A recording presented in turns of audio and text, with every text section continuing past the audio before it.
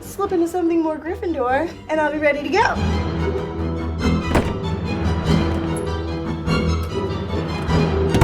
Colloportus.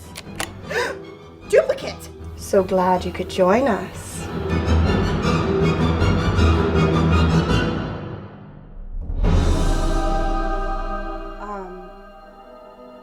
So many feelings. First and foremost, do you happen to know all the lines from Parent Trap? Stop wasting my time! You've managed to evade Dino Rob for long enough. Never send in a Walter duplicate to do an Aiyanna duplicate's job. Sorry, I wasn't listening. That outfit? Amazing. And I imagine with robes like those, you'd like to go to the magical place that is Hogwarts? Yes, I would, thank you. Really? The place where children are trapped on staircases for weeks. Professors aren't properly vetted to ensure student safety, and the all-you-can-eat buffets are just candy? No? You thought you were doing a top 5 best episode. You thought the Harry Potter movies were heartwarming. Think again. They're not as perfect as you remember. Well, yeah. I mean, okay, are we talking awkward humor, plot holes, poorly aged CGI, problematic... These are the top 5 worst Harry Potter movie moments. Number 5. Madam Maxy.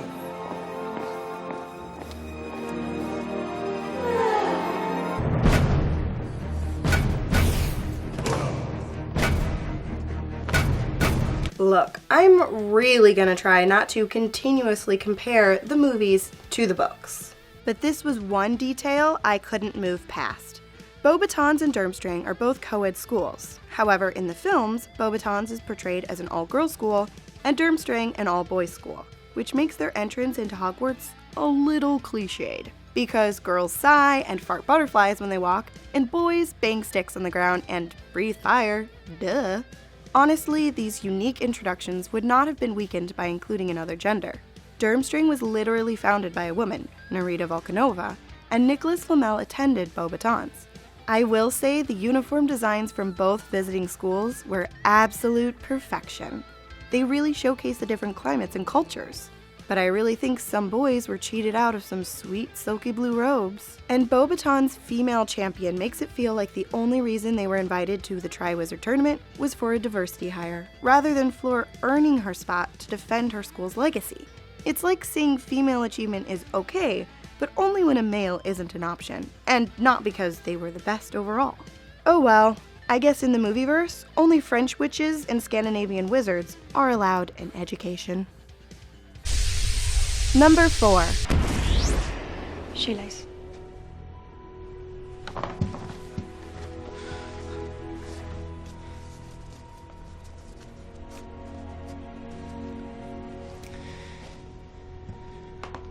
This scene is so incredibly awkward, it makes my skin crawl.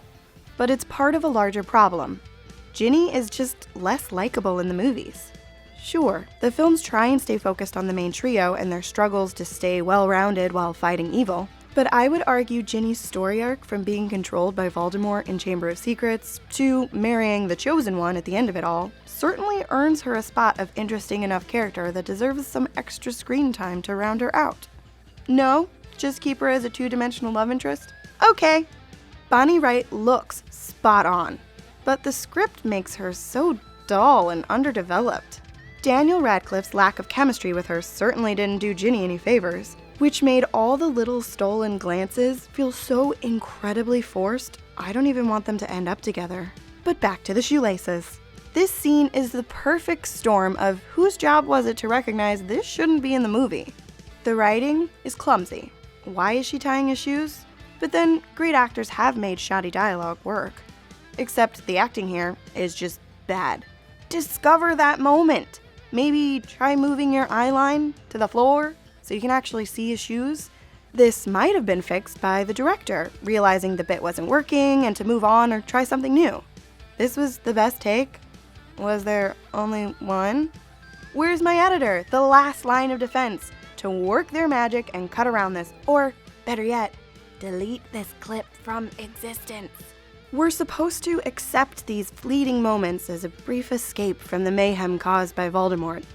But scenes like this make me wonder if Bellatrix Lestrange is free to kill someone else right now. Preferably me! Number 3. Oh, very good. It took Cedric ages to riddle it out. Almost all the bubbles were gone. No, Moaning Myrtle, that's a child? Please stop. During the Triwizard Tournament, as a payback for an earlier kindness, Harry is given a hint by Cedric Diggory that he should take the golden egg to the prefect's bathroom to decode the clue for the next round within. Once he's nice and naked, Myrtle reveals herself and then doesn't stop. Harry makes it clear with his body language that he is uncomfortable with the ghost's advances and continually readjusts the bubbles for coverage from Myrtle's peeking. Myrtle then suggests he put the egg underwater, like Cedric, which I guess gives her a free pass to join him with a suggestive grin. The scene finishes with her persistent disregard for Harry's physical cues as she scoots closer to him and then tries to peer below the bubbles, and after pretending to take a bite out of him, finally cozies up on his shoulder. Hold on, she admits to seeing Cedric in the tub, so we're to gather she often peeps on bathing students then? Sure, the character Myrtle died as a student at Hogwarts, but since she's played by a grown woman, the creep factor is not lessened. Is the ghost peeper enough to deter anyone from the luxury bathroom, though? Let's see. Yelp review. Sweet bath, exclusive entry, great amenities, amazing cleanliness. But the little girl ghost that stared at me full on the whole time was off-putting. 4 out of 5 stars. Honestly better than the things that pop up in the other bathrooms at Hogwarts. Number 2. Harry! I protest! Harry, you put your name in a goblet of fire. No, sir. You asked one of the oldest students to do it for you? No, sir. You're absolutely sure? Yes, sir. This is so out of character for Dumbledore. Let's agree that an actor has the right to try something unique with a character and gasp, it doesn't have to match the book? However, lunging and yelling at Harry not only wouldn't get the desired response in that moment, it isn't something that aligns with Dumbledore's temperament towards a student. He has to ask, as a formality. There are other professors and visiting headmasters that need to know how this was capable and who to blame, but Dumbledore didn't think Harry was responsible. If Dumbledore did believe Harry was capable of crossing the age line he created himself, then why would he charge at a potentially all-powerful wizard? If Dumbledore suspected someone else submitted Harry as a candidate, then why launch himself to berate a scared underage student? If he was second-guessing the goblet's rules or his own abilities, why take his aggression out on a vulnerable orphan? That's a bit harsh. This was more than just an actor trying something new for a take to shake things up.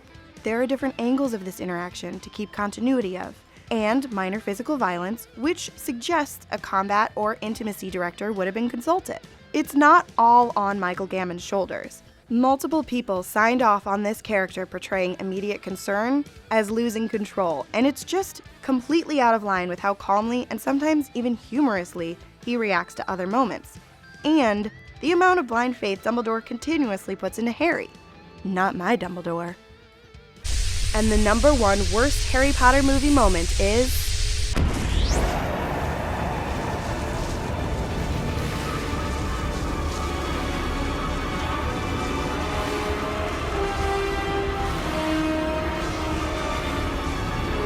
This was weird, gross, and completely unnecessary.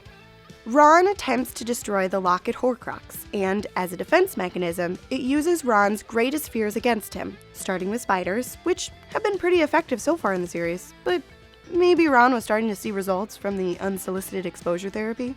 Then the Horcrux tries to convince him he's an unfit son, his mother wishing for a daughter, and preferring Harry Potter as a child over himself. Then the locket goes for the jugular, showing the love of his life, Hermione, saying she too prefers Potter, and it was ridiculous for him to have thought he stood a chance.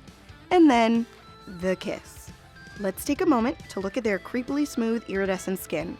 Honestly, Horcrux, at this point, you got me. I will never complain about my pores again. But, okay, did we really need the implied nudity? Why? I'm watching this with my parents. The same response from Ron could have been achieved with way less. If anything, the Horcrux made Ron mad enough to destroy it. So, not so smart now. Are you, Locket? Even the actors had difficulty with this scene. Daniel Radcliffe was taken by surprise at the intensity, Emma Watson found it incredibly awkward, and Rupert Grint had to be kicked off set because he couldn't take it seriously. This moment didn't serve the characters well and was unnecessary to suggest a love triangle because, just as a reminder, platonic relationships with female characters are okay. And the students all have really muggle haircuts? I mean, we couldn't get like a magical barrette or something, or like a glitter flat top, which reminds me, when were these movies set anyway? Yes, that's right. The things you love are actually terrible. There's no need to count down anymore. Wait a minute. Where did the other two go?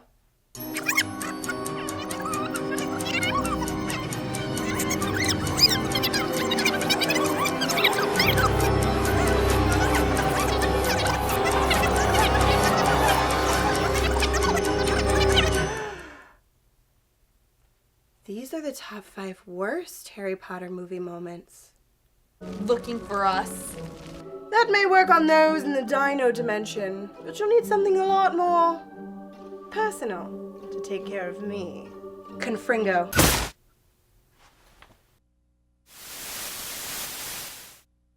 Nice work. I mean, yeah. How did you know that would work? Oh, I didn't. But she said it would take something personal, and I had to try something. Well, looks like we got more duplicates to worry about. All we can do is stick together and keep counting down.